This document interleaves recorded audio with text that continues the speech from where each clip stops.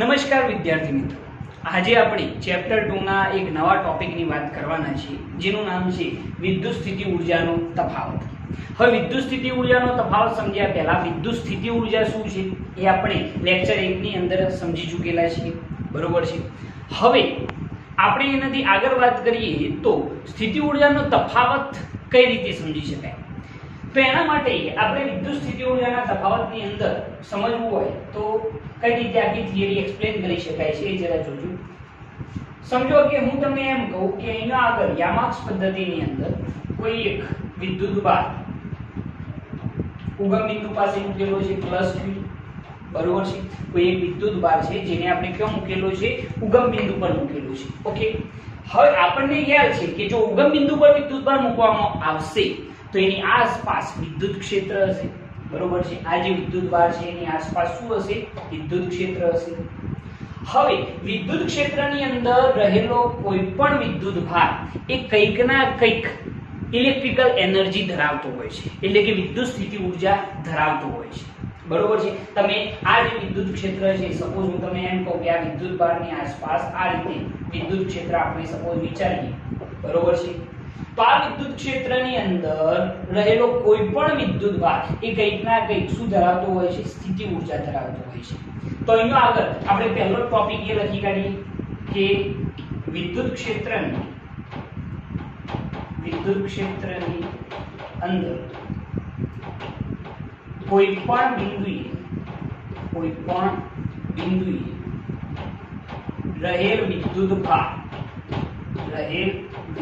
ભાર કંઈક ના કંઈક સ્થિતિ ઊર્જા ધરાવે છે.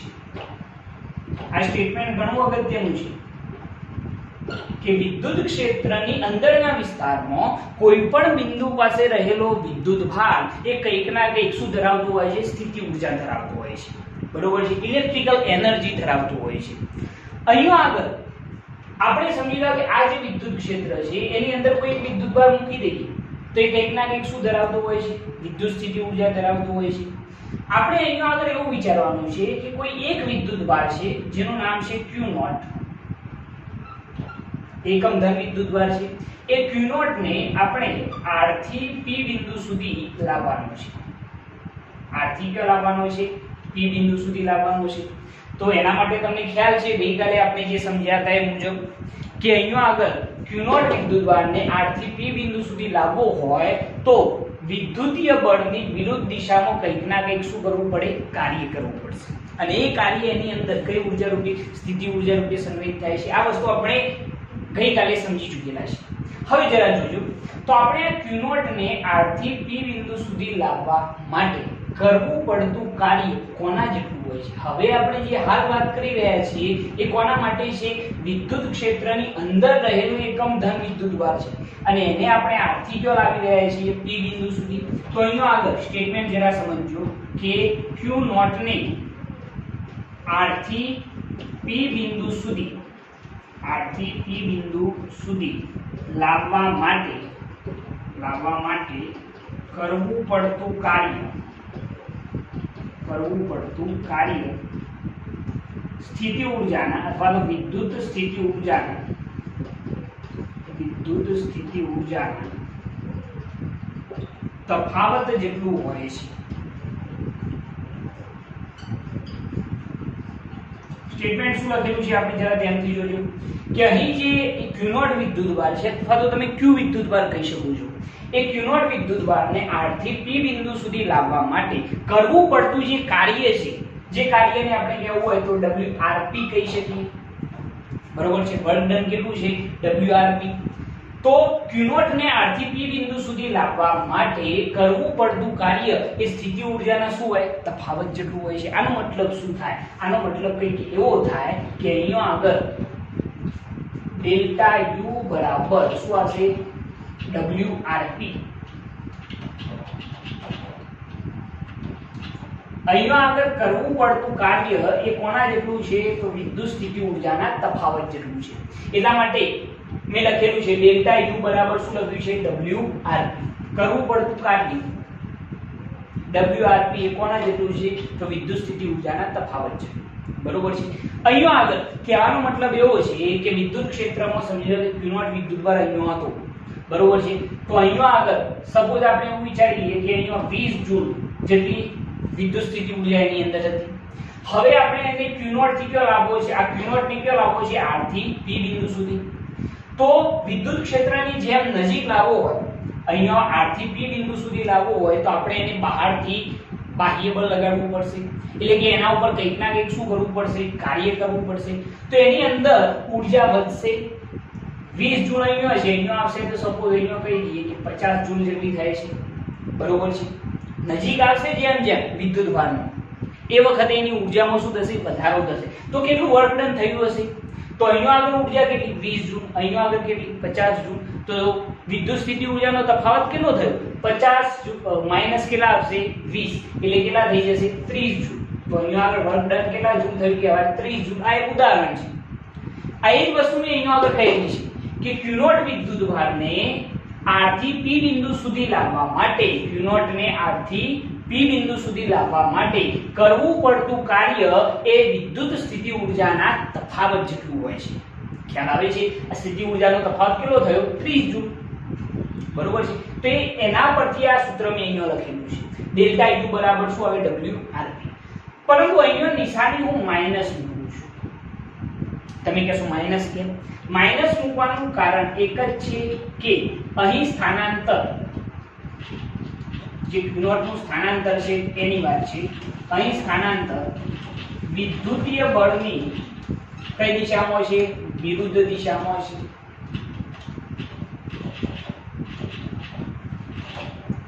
અહીંયા આગળ જે સ્થાનાંતર થઈ રહ્યું છે R થી P બિંદુ સુધી, એ વિદ્યુતીય બળની કઈ દિશામાં છે? વિરુદ્ધ દિશામાં છે। વિદ્યુતીય બળ બંને વચ્ચે અપાકર્ષી બળ લાગશે ને, વિદ્યુતીય બળ જે પાછું કયા પ્રકારનું હશે? અપાકર્ષી, બરોબર છે। અહીં સ્થાનાંતર અપાકર્ષી વિદ્યુતીય બળની વિરુદ્ધ દિશામાં છે, એટલા માટે નિશાની કેવી આવે છે? માઈનસ આવે છે। તો આ સૌથી અગત્યની વસ્તુ છે જેને આપણે આપી દઈએ છીએ સમીકરણ નંબર 1, બરોબર છે। ઓકે, તો આના ઉપરથી આપણને ખ્યાલ આવ્યો કે વર્ક ડન જે છે, બરોબર છે, એ વર્ક ડન કેવું હોય છે? તો સ્થિતિ ઊર્જાના તફાવત જેટલું હોય છે। આના ઉપરથી આપણને એ વસ્તુની ખબર પડે છે। ઓકે, હવે અહીંયા આગળ કેટલીક મહત્વની બાબતો અહીંયા આપણે સમજવાની છે, જેવી કે સૌપ્રથમ પહેલી વાત કે અહીંયા આગળ જે કરવું પડતું કાર્ય છે, એ કરવું પડતું કાર્ય એ માત્ર પ્રારંભિક સ્થાન અને અંતિમ સ્થાન પર જ આધારિત હોય છે, માર્ગ પર આધારિત હોતું નથી। તો અહીંયા આગળ આપણે કેટલીક નોંધવા જેટલી બાબતો લખવી હોય તો અહીંયા આપણે લખીએ કે મહત્વની બાબતો,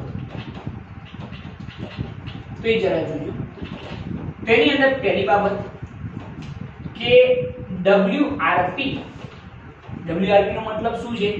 સમજીએ કે Q0 વિદ્યુતભારને R થી P બિંદુ સુધી લાવવા માટે કરવું પડતું કાર્ય WRP એ માર્ગ પર આધારિત નથી। WRP એ માર્ગ પર આધારિત નથી, માત્ર પ્રારંભિક અને અંતિમ સ્થાન, પ્રારંભિક અને અંતિમ સ્થાન પર જ આધારિત છે।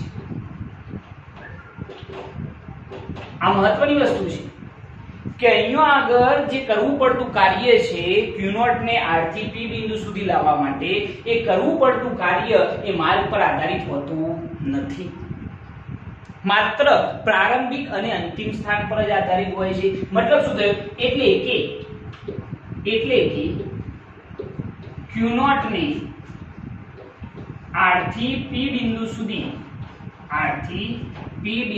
સુધી લાવવા માટે અનેક માર્ગ વિચારી શકાય, પરંતુ આ ગતિ દરમિયાન થયેલ કાર્ય માત્ર કોના ઉપર ડિપેન્ડન્ટ હોય છે? તો પ્રારંભિક સ્થાન અને અંતિમ સ્થાન પર જ આધારિત હોય છે। બરોબર છે. તો આ સૌથી મહત્વની વાત છે કે અહીંનો જે કરવું પડતું કાર્ય છે R થી P બિંદુ સુધી લાવવા માટે, એ કરવું પડતું કાર્ય માત્ર પ્રારંભિક સ્થાન અને અંતિમ સ્થાન પર જ આધારિત હશે. અહીંયા આગળ આપણે Q0 વિદ્યુતભારને R થી P બિંદુ સુધી લાવવા માટે અનેક માર્ગ વિચારી શકીએ, ઘણા બધા. સમજી લો કે હું R થી P બિંદુ સુધી લાવવો હોય તો આમ પણ લાવી શકું, કદાચ લાવવું હોય તો હું આમ પણ લાવી શકું, બરોબર છે. કદાચ લાવવું હોય તો આમ ફરીને આમ થઈને આમ લાવી શકાય છે, બરોબર છે.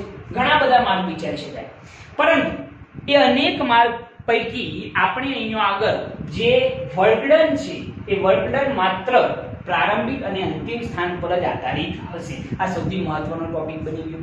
આ બાબત સૌથી અગત્યની છે. ઓકે, એના પછી જો એક બીજો ટોપિક આની અંદર સમજવો હોય તો બીજો ટોપિક શું સમજી શકાય એ જરા જોજો. આ તમે નોટબુક ની અંદર નોંધી કાઢજો. હવે એના પછી જો બીજો મહત્વનો ટોપિક એ રહેશે કે અહીં વિદ્યુત સ્થિતિ ઊર્જાના નિરપેક્ષ મૂલ્યનું મહત્વ નથી. નિરપેક્ષ મૂલ્યનું મહત્વ નથી. સ્ટેટમેન્ટ સમજો કે અહીંયા આગળ જે ઇલેક્ટ્રિકલ એનર્જી છે એ ઇલેક્ટ્રિકલ એનર્જીનું કોઈ જ મહત્વ નથી, પરંતુ મહત્વ કોનું છે તો ઇલેક્ટ્રિકલ એનર્જીના ડિફરન્સનું છે, બરોબર છે. વિદ્યુત સ્થિતિ ઊર્જાના તફાવતનું મહત્વ છે, વિદ્યુત સ્થિતિ ઊર્જાના મૂલ્યનું મહત્વ નથી. એ કહેવા માંગે છે કે અહીં વિદ્યુત સ્થિતિ ઊર્જાના નિરપેક્ષ મૂલ્યનું મહત્વ નથી, પરંતુ તેના તફાવતનું મહત્વ છે, બરોબર છે. વિદ્યુત સ્થિતિ ઊર્જાના તફાવતનું મહત્વ છે, બરોબર છે. એના પછી અહીંયા આગળ જો આપણે બીજી વાત કરવી હોય તો આપણે એ કરી શકીએ કે સપોઝ આપણે જે R બિંદુ છે એ R બિંદુ અત્યારે હાલ તો આપણે કેવો વિચારેલું છે વિદ્યુત ક્ષેત્રની અંદર, બરોબર છે. પરંતુ સમજી લો કે હું તમને એમ કહી દઉં કે R બિંદુ જે છે એ અનંત અંતરે છે, બરોબર છે. તો એ કન્ડિશનની અંદર શું થાય? સમજી લો કે R બિંદુ આપણે અનંત અંતરે વિચારી લઈએ તો એ વખતે કરવું પડતું કાર્ય WRP શું થઈ જશે? R થી કયો લાવીએ છીએ P બિંદુ સુધી એટલે સ્થિતિ ઊર્જાનો તફાવત. સમીકરણ 1 પરથી શું લખાય? UP માઈનસ શું આવશે? UR, બરોબર છે. વર્ક ડન કેટલું હોય? સ્થિતિ ઊર્જાના તફાવત જેટલું. તમે ક્યાંથી કયો લાવો છો? R થી P બિંદુ સુધી લાવો છો, બરોબર છે. તો સ્થિતિ ઊર્જાનો તફાવત શું થાય? ફાઇનલ માઈનસ શું આવશે? ઇનિશિયલ. અંતિમ સ્થિતિ ઊર્જા માઈનસ શું આવશે? પ્રારંભિક સ્થિતિ ઊર્જા. એટલે WRP બરાબર શું થઈ જાય? UP માઈનસ UR, બરોબર છે. હવે જરા સમજો તો UR R બિંદુ જે છે કે R બિંદુ કેવા અંતરે છે? તો અનંત અંતરે, બરોબર છે. અનંત અંતરે યાદ રાખજો કે અનંત અંતરે સ્થિતિ ઊર્જા કેટલી હોય? તો શૂન્ય હશે. કેમ શૂન્ય હોય? કારણ કે અનંત અંતરે કોઈ પણ જાતના ઇલેક્ટ્રિક ફિલ્ડની ઇફેક્ટ આપણને જણાતી નથી, જેના લીધે ત્યાં આગળ કોઈ પણ જાતની ઊર્જા હશે નહીં, બરોબર છે. તો એના માટે આપણે લખવું હોય તો કંઈક આવું પણ લખી શકાય કે R બિંદુ અનંત અંતરે હોય તો W ઇન્ફિનિટી થી P લખાય. R બિંદુ કેવા અંતરે? અનંત અંતરે. તો ઇન્ફિનિટી થી P is equal to UP minus શું આવશે? U infinity. UR ની જગ્યાએ શું લખ્યું? ઇન્ફિનિટી, બરોબર છે. R બિંદુ આપણે કયો વિચારી લીધું છે? અનંત અંતરે. ઓકે, તો અનંત અંતરે તો સ્થિતિ ઊર્જા કેટલી હોય? શૂન્ય હોય. જો સ્થિતિ ઊર્જા શૂન્ય હોય તો કરવું પડતું કાર્ય W ઇન્ફિનિટી થી P ઇઝ ઇક્વલ ટુ શું થઈ જાય? UP થઈ જશે. ખ્યાલ આવે છે? જો આપણે અનંત અંતરેથી વિદ્યુત ભારને વિદ્યુત ક્ષેત્રમાંના કોઈ બિંદુએ લાવતા હોય તો એના માટે કરવું પડતું કાર્ય એ તે બિંદુ પાસેની શું કહેવાશે? સ્થિતિ ઊર્જા. જરા વ્યાખ્યાને બરોબર સમજો. આ શું કહેવા માંગે છે સ્ટેટમેન્ટ? આપણે આ વિદ્યુત ભારને ક્યાંથી ક્યાં લાવી રહ્યા છીએ? તો અનંત અંતરેથી P બિંદુ પાસે.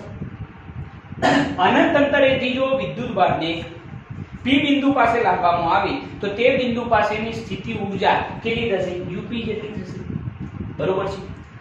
અહીંયા આગળ આપણે એમ કહી શકીએ તો ઓકે, હવે અહીંયા આગળ આ જે સ્ટેટમેન્ટ લખ્યું છે એને આપણે વ્યાખ્યા રૂપે કઈ રીતે લખી શકીએ જરા જોજો. તો કોઈ પણ વિદ્યુત ભારને લીધે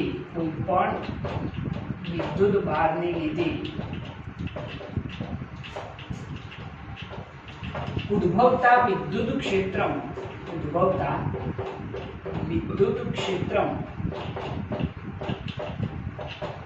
કોઈ પણ બિંદુ પાસે